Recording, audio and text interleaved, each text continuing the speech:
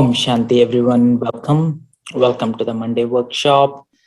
So as always, every Monday we have a special guest uh, who has a deep spiritual practice and also has rich experience both in the family and also in the community. So today we have with us Sister Sally. Sister Sally is from Fair Oaks near Sacramento, right? And I known Sister Sally for a good amount of my BK life. She has been a mentor. She has facilitated sessions in our retreat center, and by profession, she's a psychotherapist, if I'm not mistaken, right? Yeah, and she helps both with the families and building the healthy relationships and using the spirituality in making a difference in a tangible way. And I have seen Sister Sally bringing, very um, concept which may feel abstract to make it more tangible. And how can you make it actionable? So some of the things of course, anything that happens in our mind has an effect on our body, and any stress that is building in our mind is building in our body. So how to elevate at the body level, how to elevate at the mind level, how to elevate that stress built up in our spiritual, the residue that is built up in our spiritual conscience, so how to heal, right? If you just focus on one area, if you ignore on the other path, you feel there is disharmony between your head and heart, and your relationships and your Laukic family and alaukic, so one of the specialities I see Sister Sally bringing to the table is her ability to build bridges across all layers: Laukic, alaukic, parlaukic, and with us, Sister Sally, going to share how Baba, the Supreme Soul who is beyond, right, and the drama, which is a combination of everything, most of the things, combination of 8 billion souls parts which are being played, and all of us together as a community and individually, each one of us interplaying, interacting, and intertwined in this big tapestry of the world stage, right? And how it is harmonizing itself, uh, which may look chaotic right now, right? And how do we use drama as a tool? It's not just a tool; it's a weapon which can cut through a lot of confusion, lot of built up energy, built up emotions, built up sanskaras, right? So she is going to share with us with her own personal experiences how she used this tool of drama, and then how she made Baba and drama her best friend. Welcome, Sister Sally. Shanti, Sister. Thank you for having me, Brother Harsha. And you have become quite artful at introductions. That's for certain. It really, it's beautiful, because I think that when we practice reflecting, it was one of the things that I thought I would try and talk about this evening is that as we change our relationship to ourselves, we change our relationships to others. And we have to have the experience in our own relationship to ourselves before we can recognize, for instance, a power or a quality in someone else. And so it just shows how rich you are in your awareness and the beauty of being able to recognize each person's specialties. So thank you for the introduction. So I thought maybe we could start with a bit of meditation. It's always good to start there. Sure. Would you like to have some light music or? No, we don't have to have music. I don't think. Sure. It's fine. Thank you. So, I assume that there may be folks from different areas, but most are here on the West Coast, and we've had a full day. And so, taking this time, it's always good. We slow our bodies down, and hopefully, if you are listening but moving around, at least for the meditation, you can pause for a moment and really focus in on this aspect of slowing down and slowing down the mind. So there's a feeling of rest.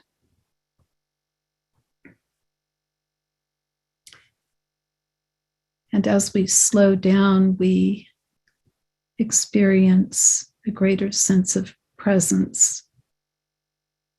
We're present here in this moment, letting go of what's happened during the day and what may come next.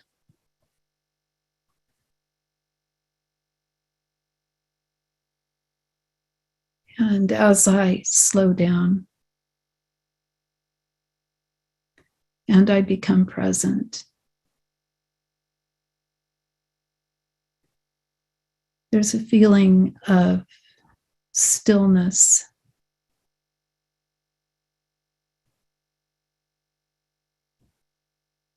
of my energy coalescing.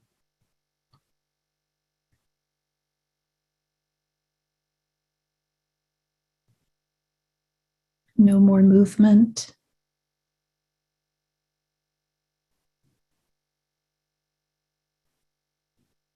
Steady and still.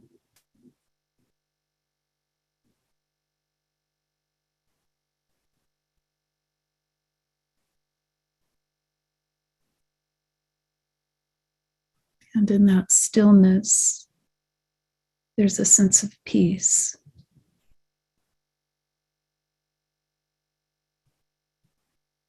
of calm.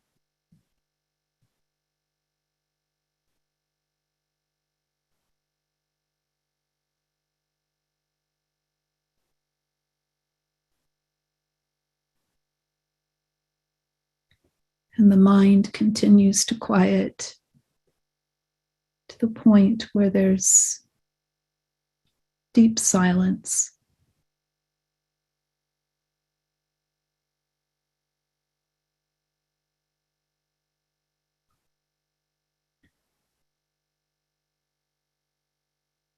And I can experience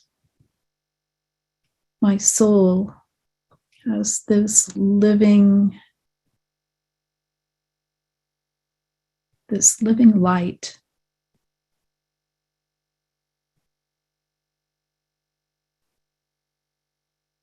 This beautiful energetic radiance.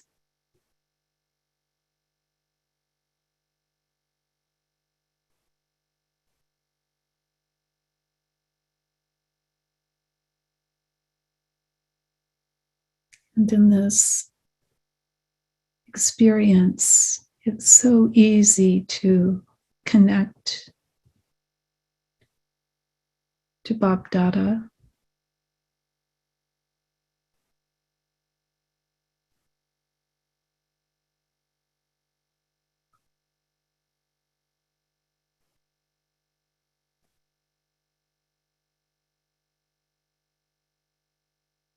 The radiant angelic form,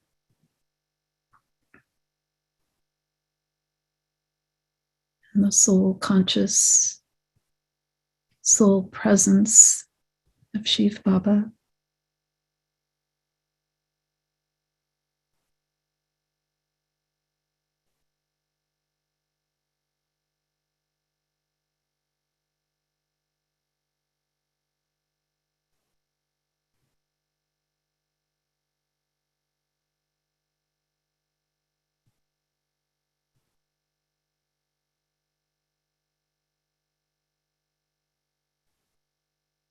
And I am open to absorbing, to connecting,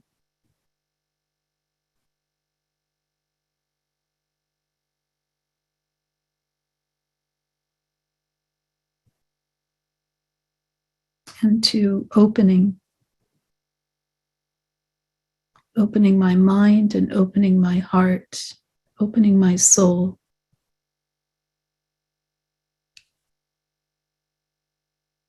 to whatever is of benefit in the next hour during the program.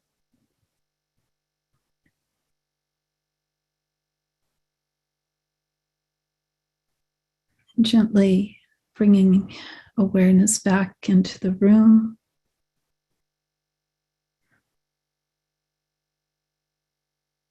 Tuning into one's senses for a moment. And then returning back to whatever experience I had just now that I want to return to. Just reconnecting to whatever state or stage or connection I experienced. Feeling it, breathing it in, remembering it, and then coming back. Om Shanti. I have found that when I have meditation, I've tried to build in a practice of coming out of the meditation and then going back for a moment and capturing, remembering whatever was the essence of what I experienced, because it locks it in a more potent way than if I finish and immediately enter into activity. So I thought maybe I'd start.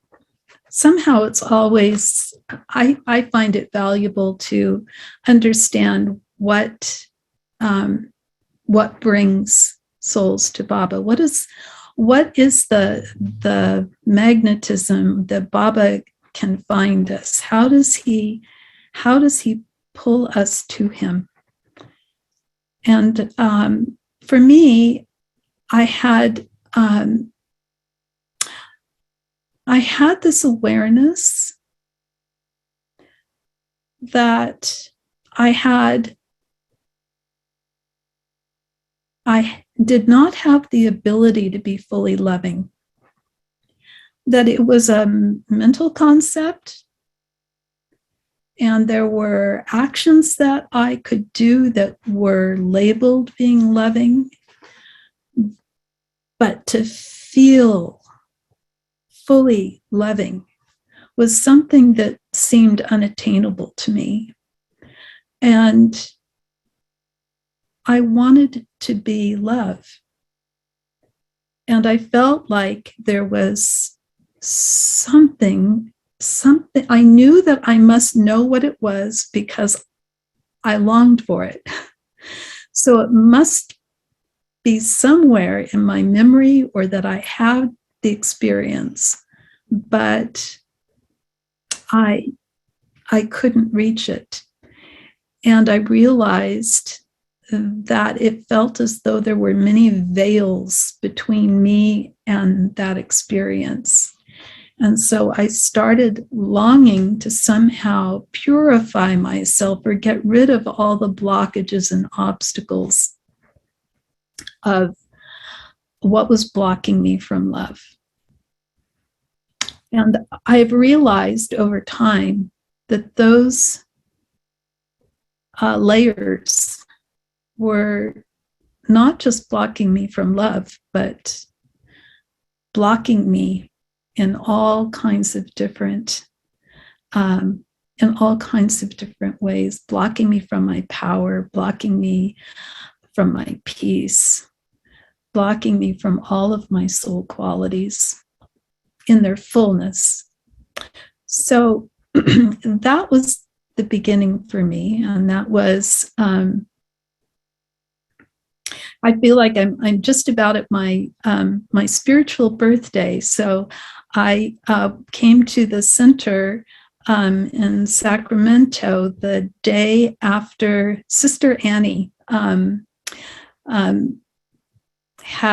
had found the BK Center just a few months prior and had told me, and it was the first opportunity I had, was the day after Christmas. And she took me to the center, and I didn't really know anything except I sat down in front of a picture of Bap Dada, and I couldn't stop crying. I was really embarrassed, and I kept saying, I don't understand why I'm crying. But anyway, it's always around Christmas time that I have that warm feeling of coming to Baba and Baba finding me. So one of my early lessons that I started to experiment with, and I'm so glad I did, it must have been in a Murli, and it was this idea of saying yes, of saying Hanji, yes, I will. You know, I whatever is asked of me, I will do it. And I decided that I was going to try and say Hanji whenever I was asked to do something.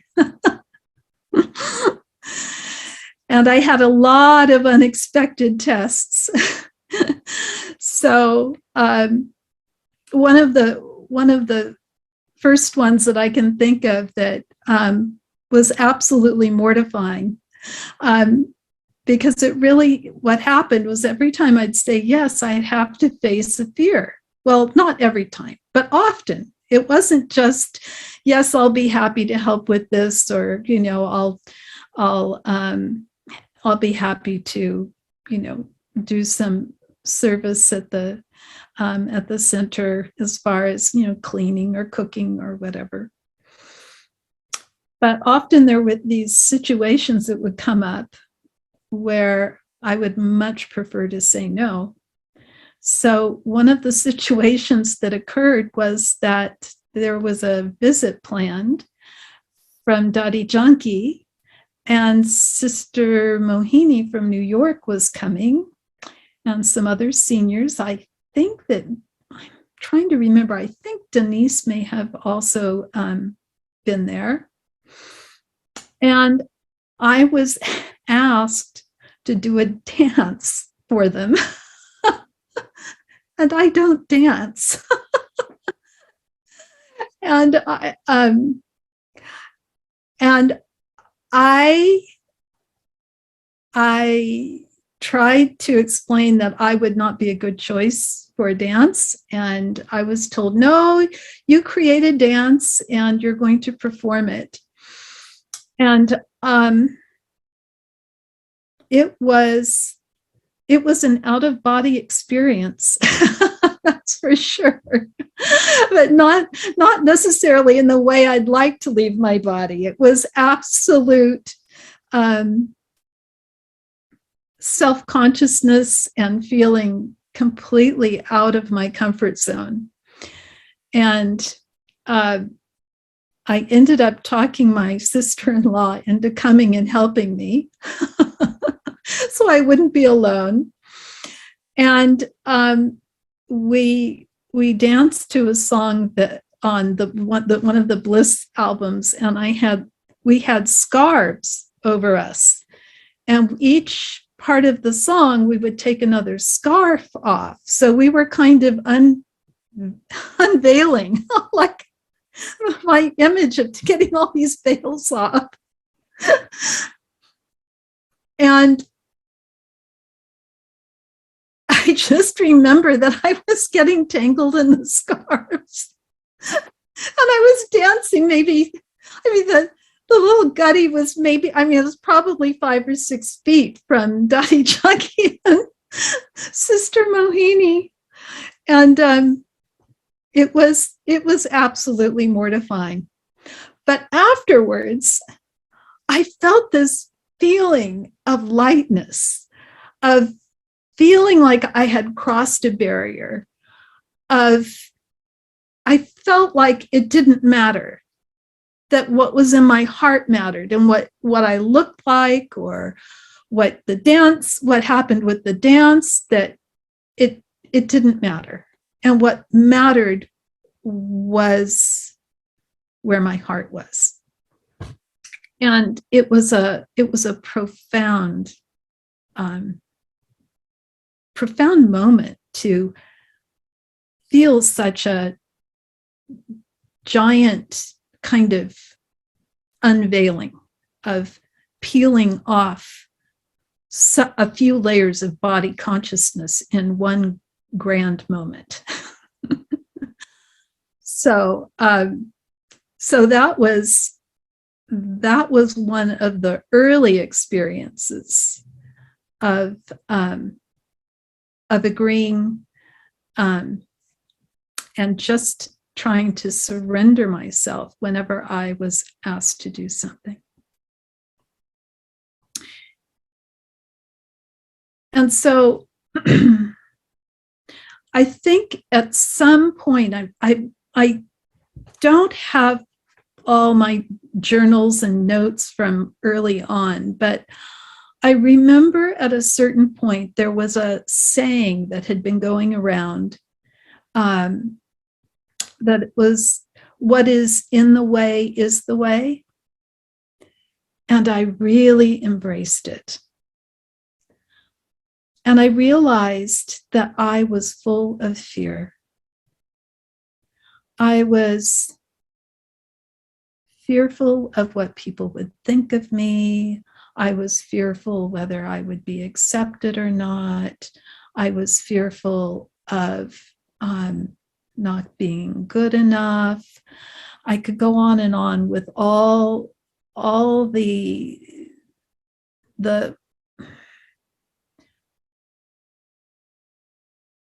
body conscious kind of ego level fears that I had grown up with, and that were still present. And I had taken a year's course in spirituality at a spiritual center that I had been attending before the BKs. And it was to prepare us to be practitioners at the church. And I loved gaining the knowledge, but I could never picture being a practitioner, because there was an expectation of that courage of just getting up, speaking from the heart, offering different types of prayers for people spontaneously. And I envied people who could do it, but I thought I'd never be able to speak publicly in any way, shape, or form. So I found that facing my fear ended up being one of the most rewarding things that I did. And I had Baba as my companion, and that always just gave me enough courage. It gave me just enough courage to take the next step, to say Hanji, to keep stepping beyond my comfort zone. And I found that it wasn't just for the things that I I did in the outer world that people could see, but I started to see how it impacted my mind. And for example, I struggled with the Murli. I loved the knowledge, but the Murli was difficult for me to decode. I was still a bit wary of the way that it was presented at times. And now I know that it was that I didn't have a clean enough intellect to really be able to absorb it and churn it. So I would often have confusion or questions, or I would actually disagree with something that was said, or I would feel I would wonder if I was being manipulated. It was odd things. I just would struggle. And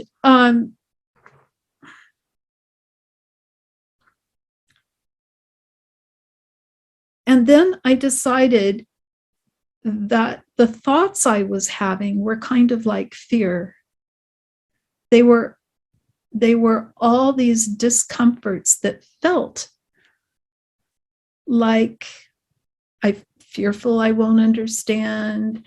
I'm fearful that I may have gotten involved in something that isn't what people say it is. Just all different kinds of elements that were like fear. And so as I worked on opening my mind, and as I tolerated being uncomfortable, again, tolerating being uncomfortable was like tolerating the fear that I had been in from saying Hanji all the time, that I started to realize that there was value in everything that felt like an obstacle. That if I was asked to do something and I wasn't comfortable with it, that was an obstacle, and it had value to me if I could overcome it. I would gain certain powers or certain qualities, or for sure, I would gain a sense of closeness to Baba because I would be remembering Baba in order to be able to manage. And this spread in a way to not just the things I was being asked to do sometimes that were a little bit beyond my comfort zone, but it started to be almost part of my inner work as well, is that if there was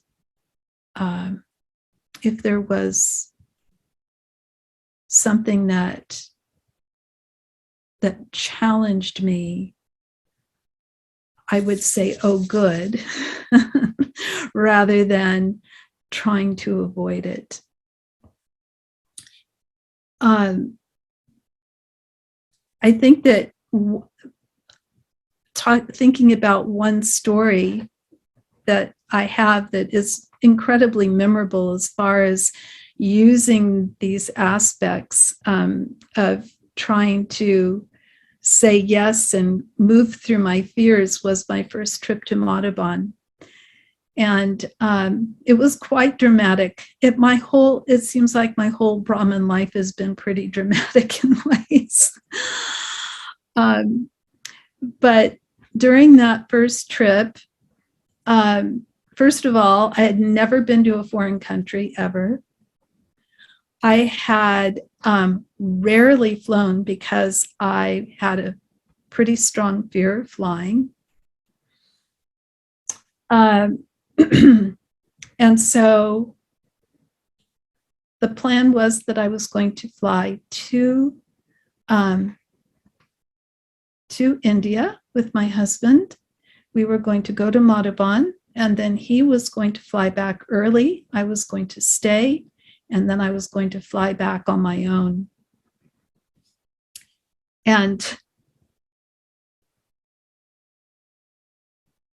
first, when I got there, I was sent with, I took one suitcase, and I took a suitcase for the center. And in that suitcase was 50 pounds of dates. And they looked suspicious. So they confiscated the suitcase, and they told me that they would let me know when I could pick it up, but that it would probably be a few days. And even that was quite an experience, a cultural experience, and feeling a bit overwhelmed in an airport where I had to get up to a desk in order to get the paperwork for this suitcase that they were keeping. And everyone kept pushing in front of me, and I wasn't used to people kind of just pushing in front. And I just stood there for about 45 minutes. And finally someone said something to me like, like, go up.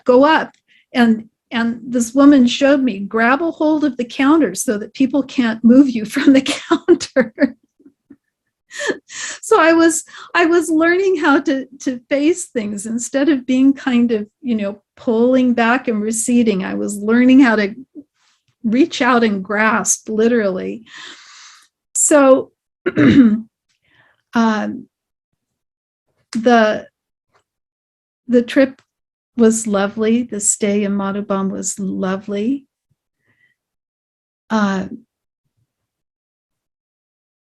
But then I had to leave, and I had to leave by myself, and I had to take flights by myself. And at the last minute, I was told by my teacher here in Sacramento that she wanted me on my layover into Delhi. She wanted me to go out to ORC, to the retreat center, and because I had a fairly long layover. So I agreed. I didn't realize what it would be like, but I had to exit the Delhi airport by myself. And I was searching and searching for someone wearing white, because I was told that a BK would come and help me. And I kept looking and looking, and no one was showing up. And I wasn't quite sure what to do, because I didn't think I could get back into the airport. I didn't have a phone. I didn't know where to call, how to call.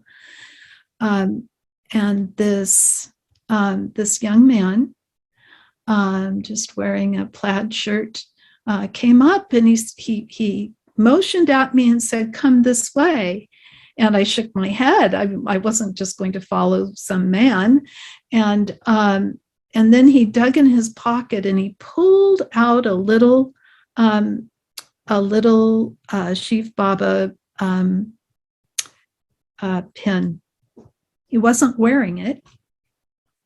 And he wanted me to follow him. And I had a lot of fear, because it was just incredibly crowded. And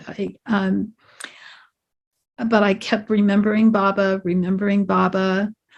And we walked about 4 or 5 blocks of walking through parking lots. And I just kept saying, "Baba, please let this be a BK. Please let this be a person who's going to take me where I need to go." And we got in a car, and it was quite a intense ride, driving on roads coming with traffic coming right right towards us. At times, I think he was going on the opposite highway or the opposite side. I don't know. It was hair raising as far as the adventure. And when I got out to the retreat center, I was told, take a little rest and then come to the main office. We want you to meet Ushadidi. And so rested, went to visit her. And it was very quiet there. There was hardly anyone around. And I had a hard time finding where her office was. And eventually I found my way and I went in. And she had a sister bring me in. And she stood up and gave me drishti, and I just stopped. And it was the most profound experience because I was used to getting drishti for a few moments, but it just kept going and going and going. And it was if I felt like time shifted and I lost awareness of time. And eventually she told me to sit down. And she asked me a few questions. It was very brief. And then she gave me toli. And she took her hand and said, "You are a powerful soul." And it just, I think it was a culmination of her soul that was so powerful and Baba's connection. But it just entered me, and it was the first time I felt powerful. And I could say almost fearless.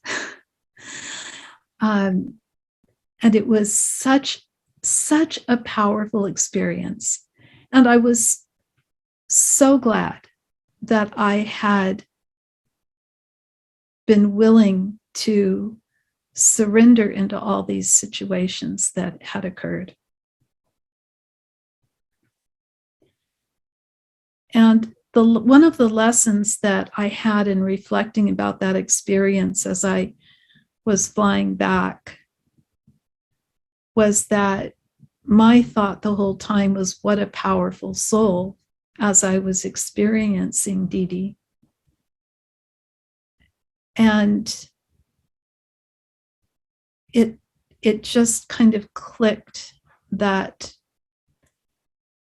we can see in others what we have awareness of in ourselves, and how valuable it is to be cultivating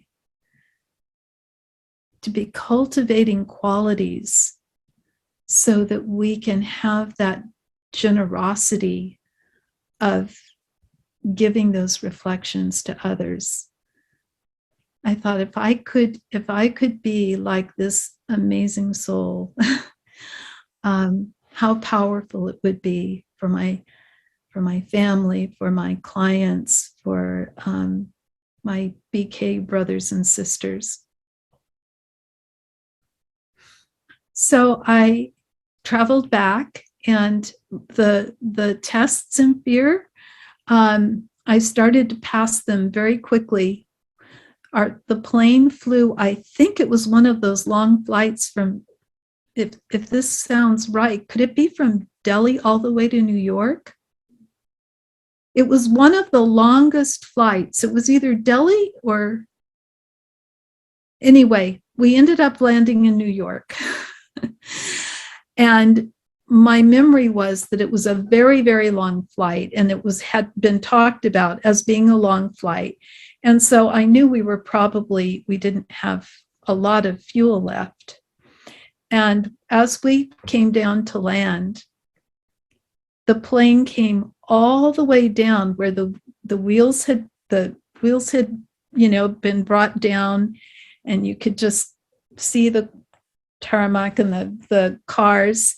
And then all of a sudden, they just pulled the plane almost straight up and just pushed the engines to extreme and went back up again.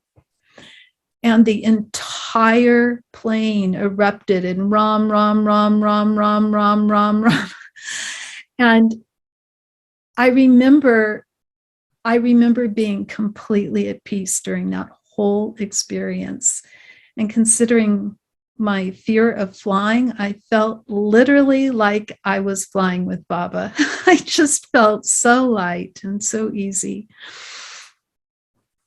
So somehow burning through all these layers of fear were a huge theme for my early years as a BK. And I realized in churning that fear is the root of all the vices. And it's also the root of all suffering. And so I started to really do a lot of exploration, both in my work in psychology and my work, my spiritual work, in really trying to understand how fear affects us and how we can find our way out. And such a deep appreciation for Baba, because without Baba, that's the magic component to having the courage to really face one's fears in a thorough, steadfast way. So maybe we can take just a moment and just have a pause of meditation.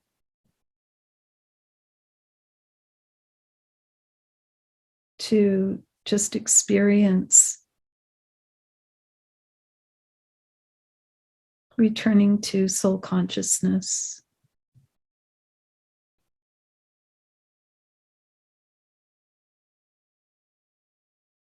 That feeling of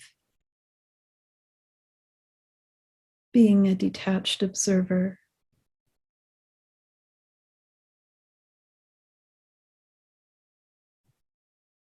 The feeling of deep peace.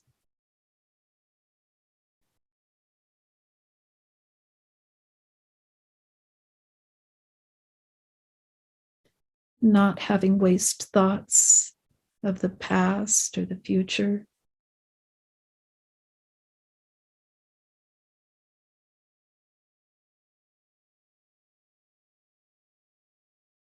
A perspective where fear does not exist.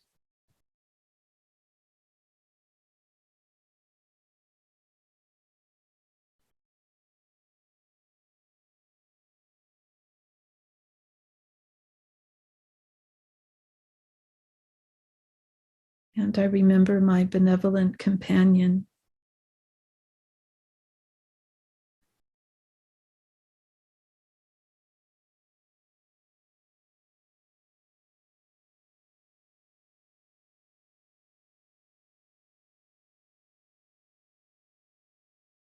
When I'm with Baba, everything that occurs is for me.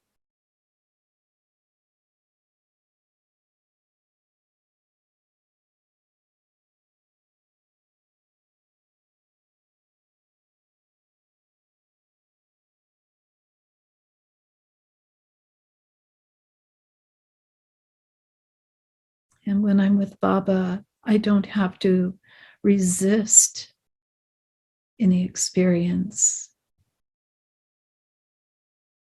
but can embrace it.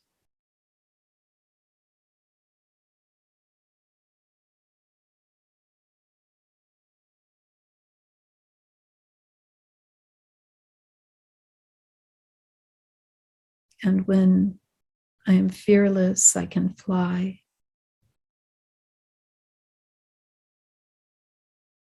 I'm light. I'm buoyant. I'm easy.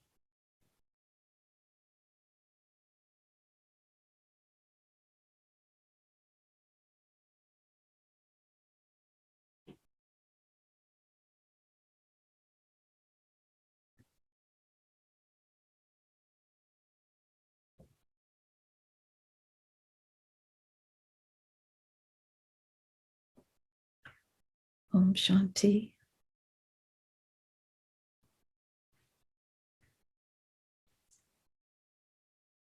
So, first of all, I want to mention that this opportunity to speak this evening, I have received so much benefit from thinking about my Brahman life over the last week or so, of remembering the journey, seeing the themes that have run through through the experiences that I've had. And I'm sure everyone can relate that there's certain themes that we have as we go through our Brahman life. So facing fear was definitely one of them for me.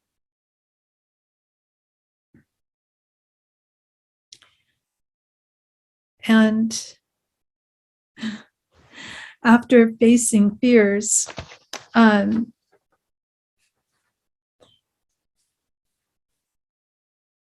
found that my karmic accounts started to come due. And it was really kind of a fast and furious experience of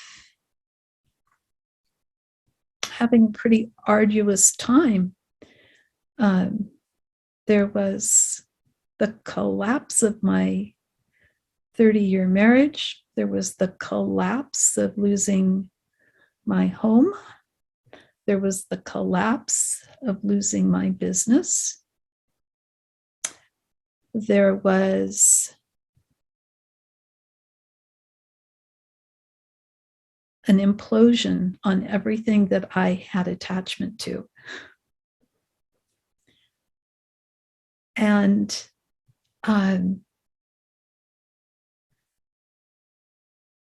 it felt like I was undoing my life. And I'm so glad that I had learned to face my fears, because it could have been a time of a lot of suffering, and it wasn't. It was kind of like how Baba describes pulling a hair out of butter, that even though these collapses happened, it was almost effortless in how it happened. And one story that might be helpful is the story of my business collapsing. So I had I was doing therapy with folks, but I was also training interns and I had employees. So I had 5 therapists in the office. We were all doing partly regular psychotherapy with families and children and adults. And then part of the practice was a specialty in working with people who are high functioning on the autism spectrum. And with that, we served about 130 clients a week, running social groups to help those on the spectrum learn how to become more comfortable socializing. And I had a government contract for the employees and that program. And I went to Madhuban, I think it was my third year, second or third year, and had gone to Madhuban, and I got an email from one of my employees that she found out through a client's parent that the government contract had been canceled without informing us. And by the time that I got back from Madhuban, my staff they were all absolutely in a state of angst and upset and confusion about what to do, and thinking about trying to leave and get another job. And it ended up that I had a meeting with them, and they said, "How can you be so peaceful? How can you be so calm?" And I just said, nothing has changed yet. Let's just take one step at a time. Just be present right here in the moment. Everything's okay. And we just kind of methodically, I just said, let's just wait and see what happens. And I just kept remembering Baba, and the families came together and actually took the decision to court. And as it was being held in court, they had to continue to provide payment for the services. So we were able to continue. And I had 2 years left on my lease. It was an expensive lease. And the court date and the lease came within a week and a half of meeting that time, where I knew then the decision was made that they were not going to be continuing to fund this type of therapy. And I was able to give notice on my lease, which would have caused bankruptcy if it had happened, back when the whole decision was made at first. And I had such a sense of trust that whatever unfolded would be of benefit. And I still to this day have those employees, those colleagues, write me and tell me what an impact it made on them to not panic and to not and to just see how everything would unfold, and just respond as it happened in the moment rather than reacting. And it was funny because one of them wrote a note and said, "I've never experienced someone who was so fearless."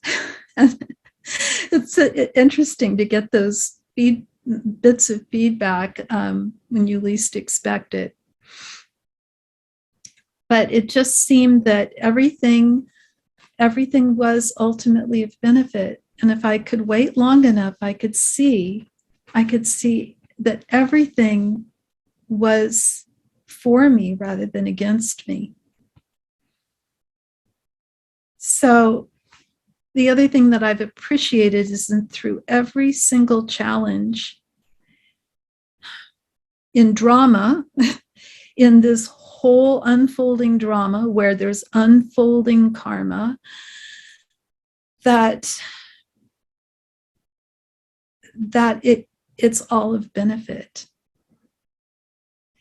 And the number one benefit for me was that it helped me hold on to Baba's hand constantly. I was constantly remembering Baba. And I still am, and I'm still going through challenging times of one sort or another. But that alone has been so valuable to help me keep remembering Baba and keeping that companionship. That all of the challenges that come, or the burdens that are experienced, that they feel like they're not insurmountable. I remember there have been different Brahmins who have commented about the drama of my life and have said, boy, you must have a lot of karmic accounts. And I used to feel there would be a kind of a feeling of, I want to say, mild shame of having so much intensity going on in my life.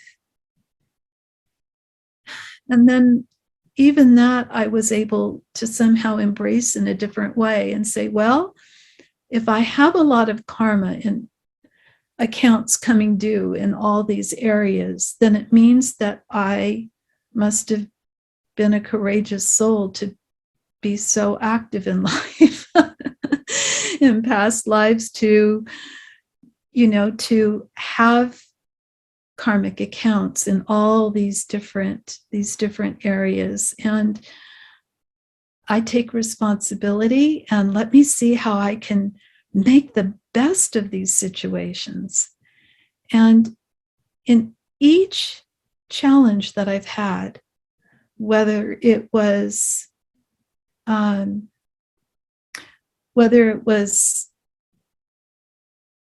single-handedly buying a home for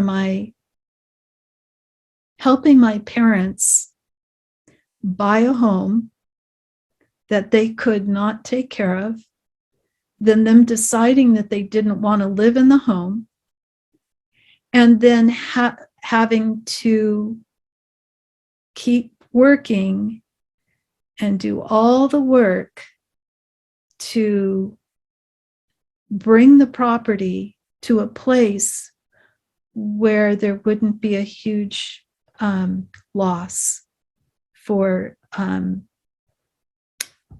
their living situation.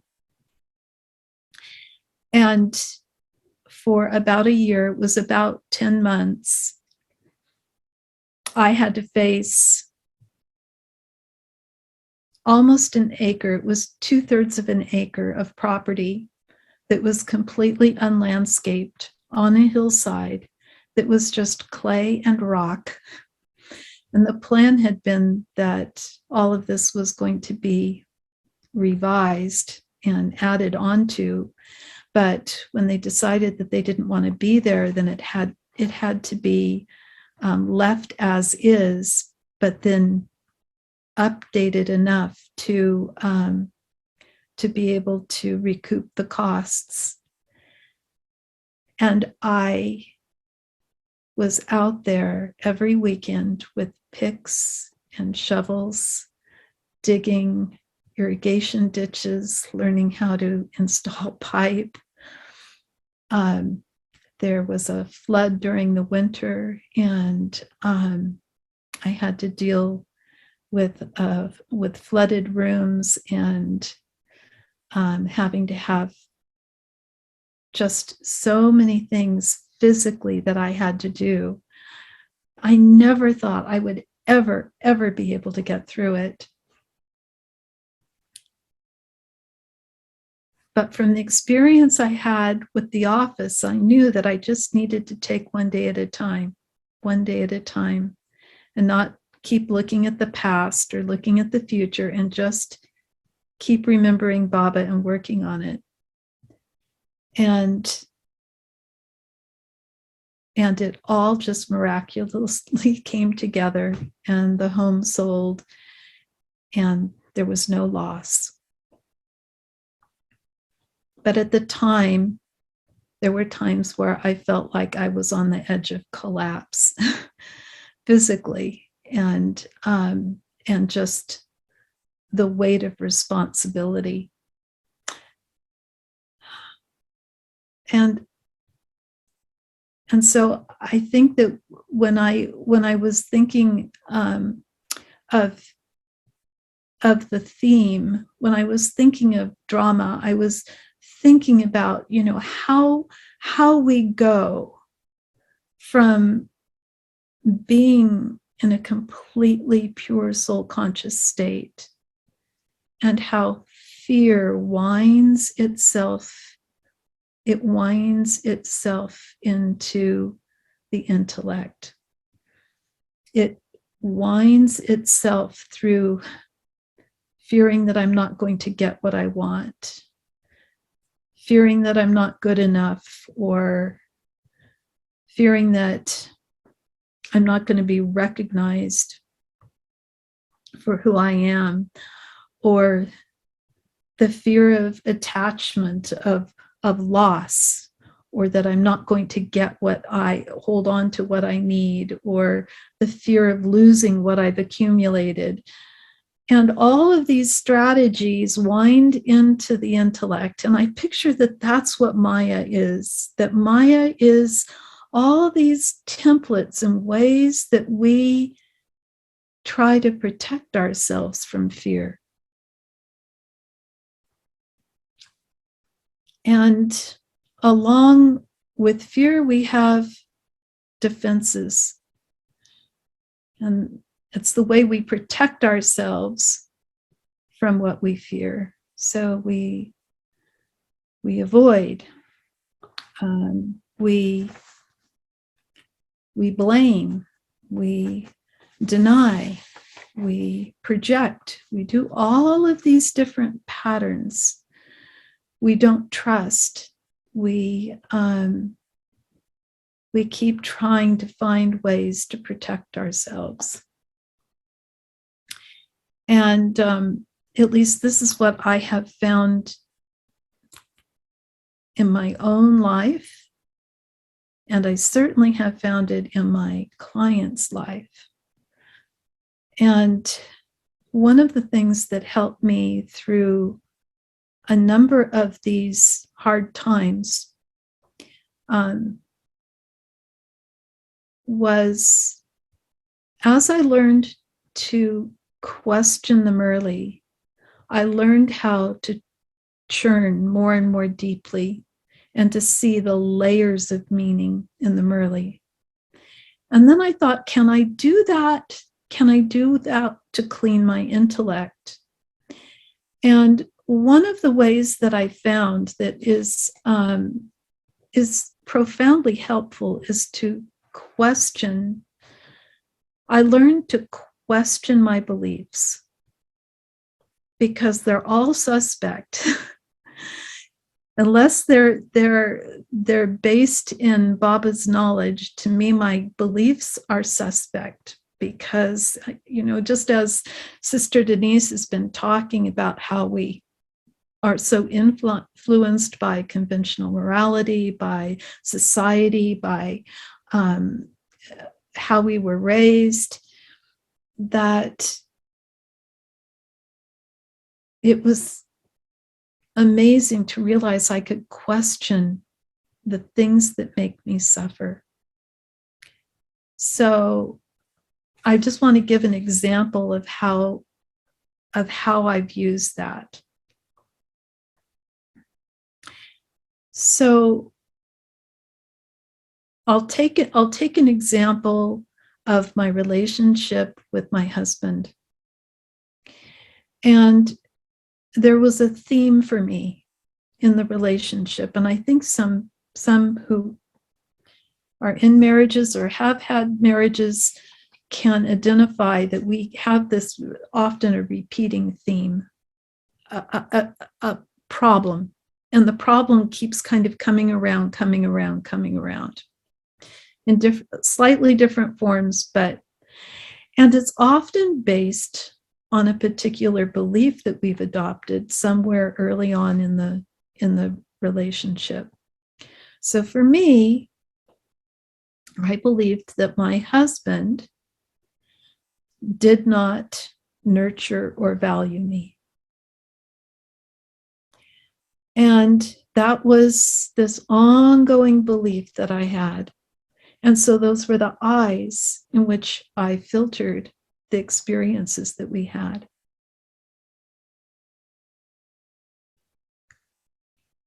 And what happened was I learned to question. And it came from something that's called The Work by Byron Katie. And so you write out the belief. And then what I had to do is turn it around. I had to say, let me say it again. First of all, how does he care and nurture me? How do I not care and nurture him? How do I not care and nurture myself? And then I added Baba to it. How do I not care and nurture Baba? And so whatever the belief is, you try and turn it around as many different ways and find the truth in each one of those statements.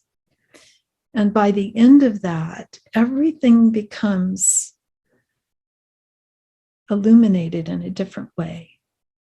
And we realize that we are the creators and we can create something new or create something different.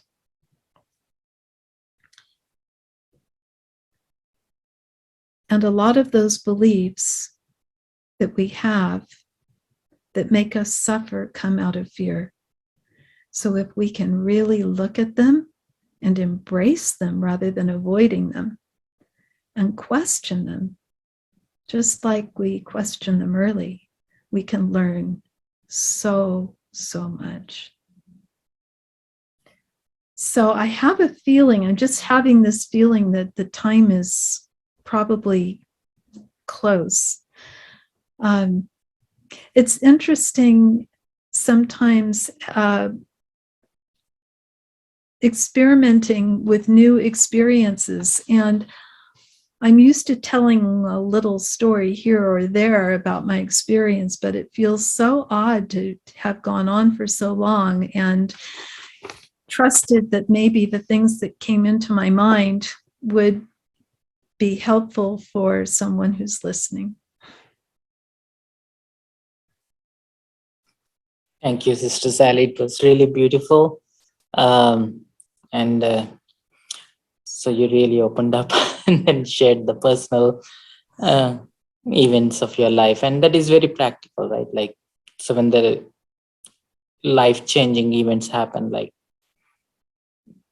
surprise, especially when you're caught off guard, when you're not, you don't have any backup plan, or you didn't even thought about that this is what's going to happen. And then there's a big, financially, it's not that, oh, it's okay, it will pass by. No, you got to pay the bills. You have to take care of the mortgage. No, things will pass by, will not work here. you have to act now. You have to do something, but at the same time you have to trust, like, oh, something will open up or things will work out well. But at the same time you need to be alert enough to keep acting at, Absolutely. at the right Absolutely time. keep acting, but slowing down. Yeah. Just slowing down, remembering Baba, knowing that when you slow down, it gives space and time for what needs to to come into your mind, to come into your Mm, heart, to come into your life.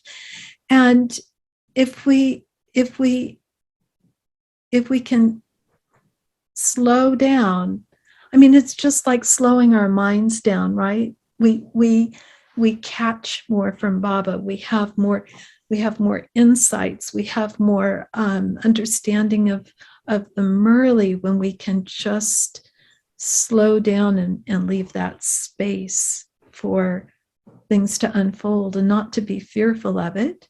Be practical, absolutely. mm.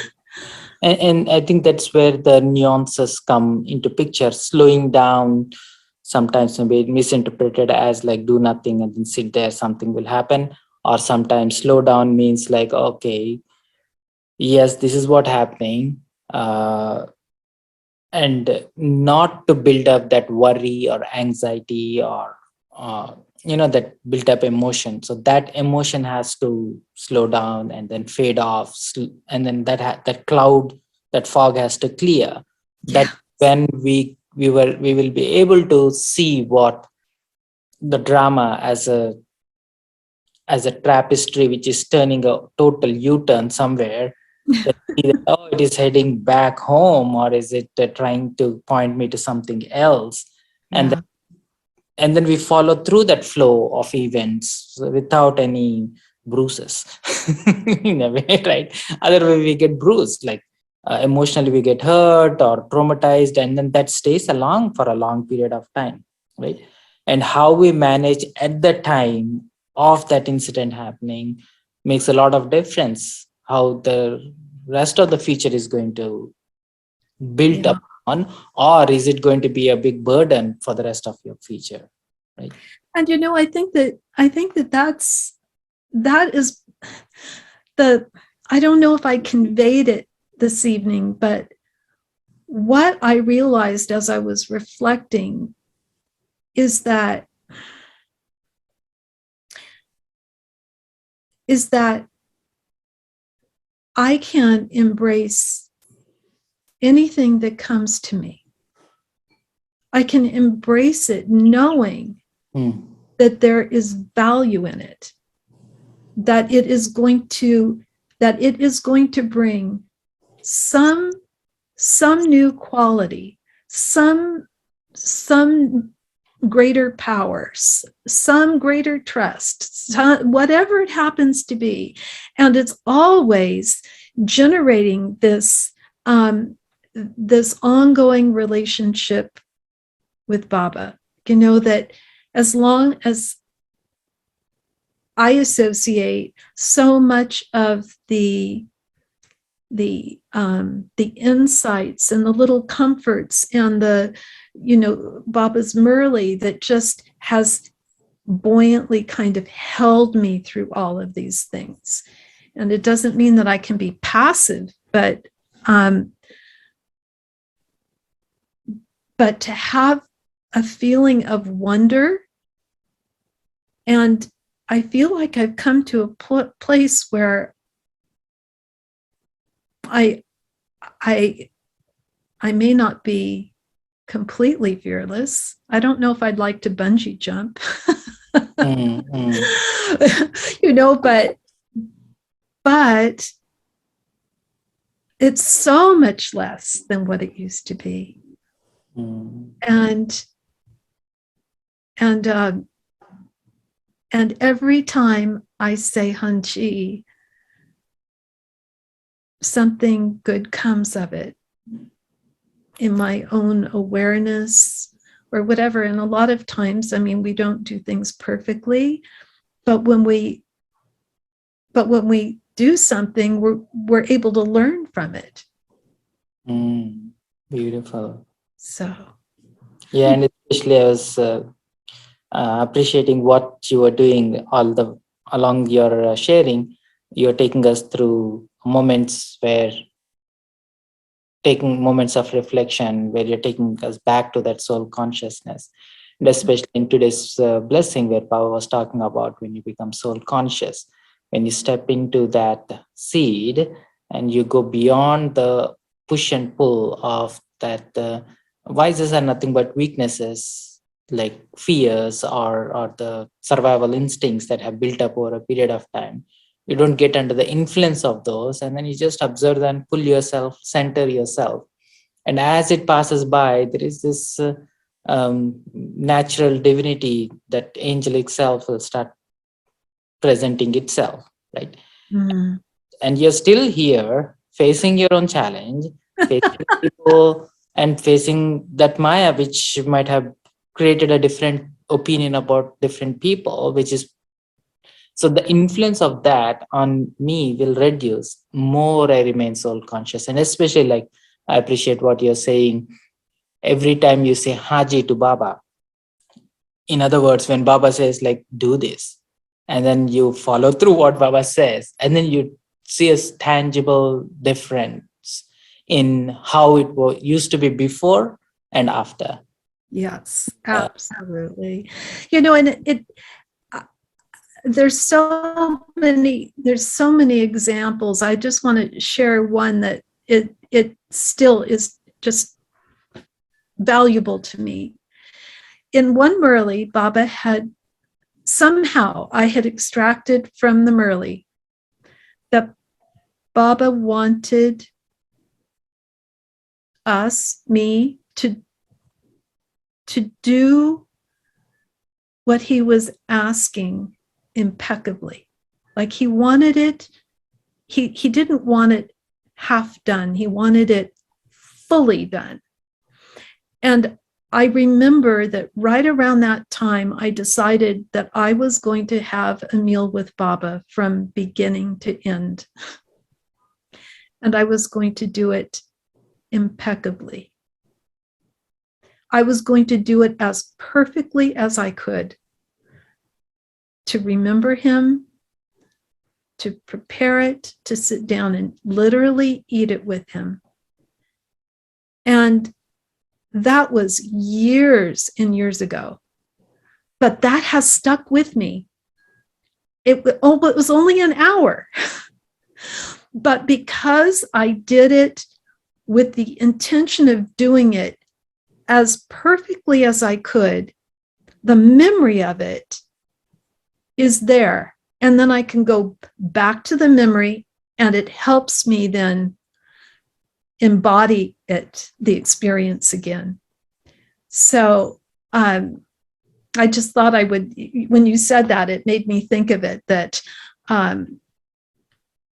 that can be incredibly, incredibly fruitful. mm. And especially when we talk about things like spirituality and especially values, virtues, and things, more we start practicing what Baba says, those things become very tangible, right? And without that, it becomes very fluffy, you know. And people say like, "Oh yeah, nice talk and stuff." But when you see that working and making a difference in the situation, right? Situation is not just business going out of business. It is what it is, but how you handled that, that is what becomes memorable for rest of your life, right? Yeah. That situation is still there. If I follow through what Baba says, the steps what Baba gives, it gives me that palpable feeling that I can gracefully go through that without affecting. And because whenever I share things of spirituality to my friends, they always say like, this sounds good, but it is not tangible what you're talking about, right? To make things tangible, you have to step out of this physical realm and then spend some time in that subtle. When we say soul conscious, soul is not physical, What are you trying to be conscious of? It is hard for people to comprehend that part, right? So for that, more we slow down, more we try to go into that state, you start feeling something, and then thing becomes more tangible, right? Absolutely. Then only it makes any difference when from that state of mind, when we start looking at what Baba's saying, and that starts building up that spiritual power and capacity, mental power and emotional strength and all of this stuff. And things like, well, drama is drama, well, things are for good, and all of that things falls into place naturally. Yeah.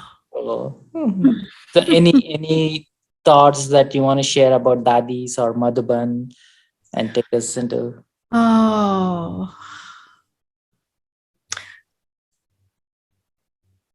especially when when I think of seniors and daddies, I mean, it's like, there's just this draw, this feeling of being pulled to them, with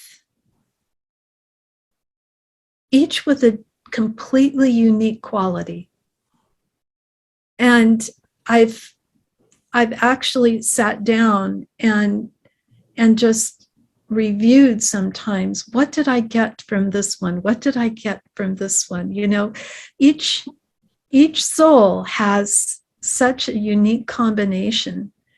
And then the way that we happen to experience them is also unique.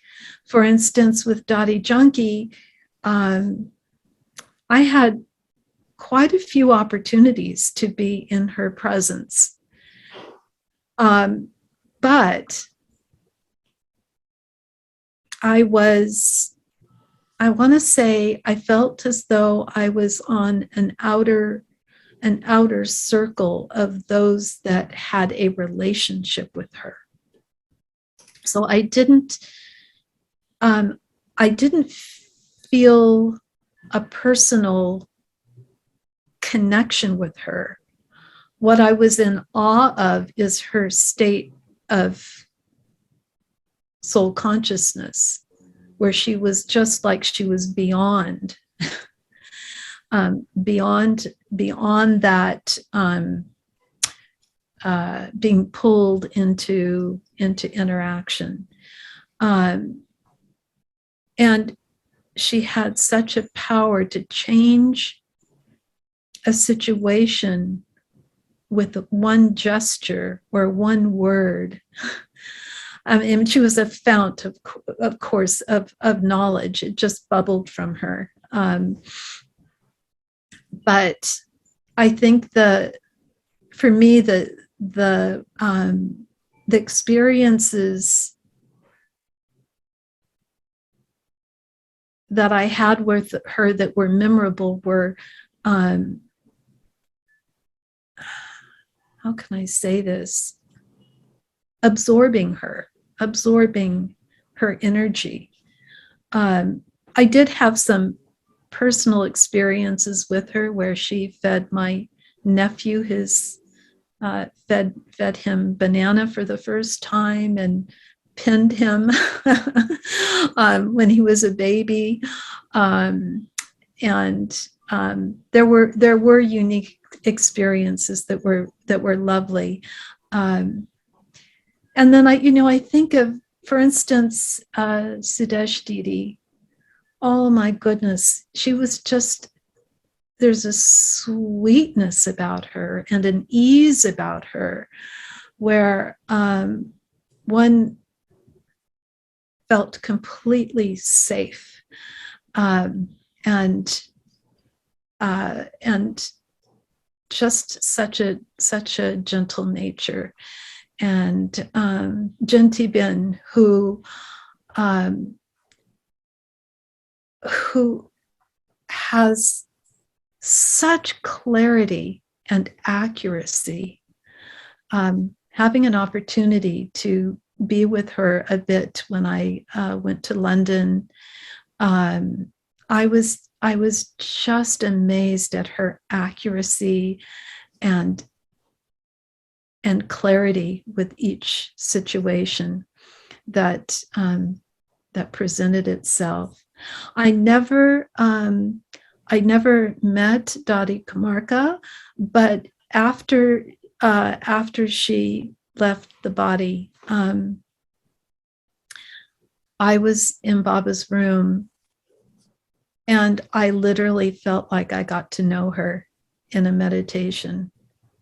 And it was when I was very new to BKs, but I felt like I knew her afterwards. There was a feeling of her being so warm and so no pretense at all, just like a good friend. Like I felt like in the meditation, she just greeted me wholeheartedly. And later I heard stories about her, and it sounded just like the experience that I had had. Oh, that is nice. You already had a subtle connection with daddies and Yeah. long ways. And I mean, I probably our time is about up, but I could go on about many of the seniors, and I appreciate each one of them and Any all of the seniors in my life. Chandra Ben, oh my goodness, just I want to say there, for me, the way that Chandra Ben has touched me, there's been such a just a feeling of love for Baba and an innocence in a way, a gentle strength. How can someone be so strong and have such an innocence at the same time? It's remarkable. Yeah, it's beautiful. So Yeah. as we start sharing, it keeps going on for the whole evening. I know. We'll definitely have to bring back again. Thank you very much. If anyone have any questions or comments, I'm just unmuting everyone, so feel free to unmute yourself and then share your thoughts. Otherwise, we will have a short meditation and then wrap up. Yeah. Good. Michelle. Thank you. Just thank you. That was so lovely. Oh, hello, Michelle. Thank you for sharing. Literally lovely, lovely, lovely. Thank you, Sally. Well, thank you. Thank you for everyone being there. And you know, this is really a wonderful, I have clients often on Monday nights, and so I haven't been able to participate much, but it's a wonderful opportunity, and I look forward to being able to listen to many others as time passes, because it's good for us to share some of our journeys and our stories, and sometimes we'll just hear something that will be right for whatever whatever our next step is. So Yeah. So for me, it is more of getting to know the family, and now is the only time you'll get to know. Otherwise, you'll just even in golden age, you don't know who you are interacting with. But but now we know with the whole journey in the back who we are meeting. That attention. Yeah. Cool. Okay. Thank you. Thank you. So would you like me to just do a brief Yes. meditation? Good. Okay. Sure.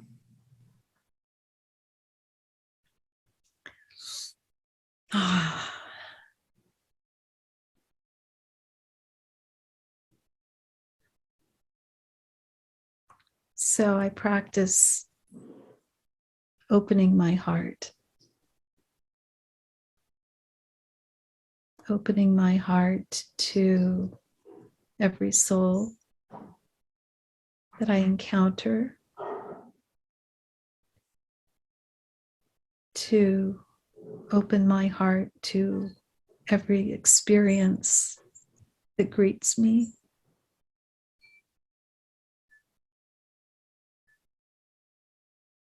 I open my heart to Baba.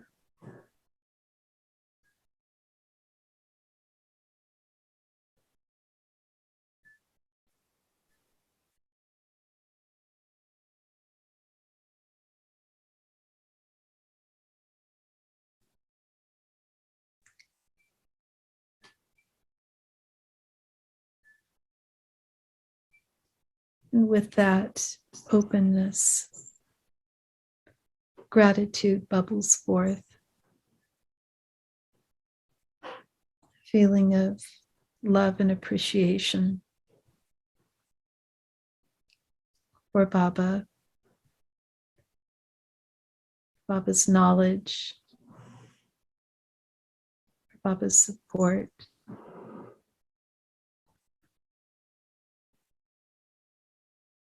for Baba helping us to come back to our original beautiful soul qualities. And gratitude and appreciation for the Brahmin family. Each soul is a different flower, different qualities, different virtues, different powers.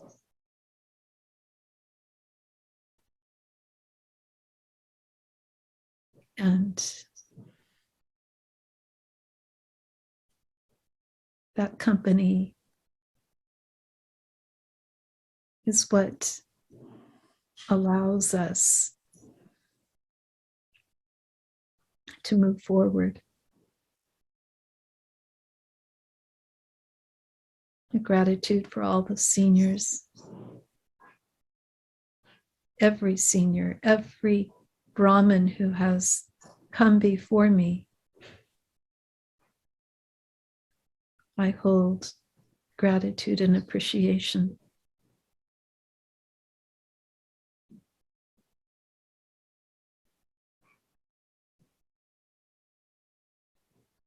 Gratitude and appreciation for this amazing confluence aged life, for all the lessons, and for all the rewards.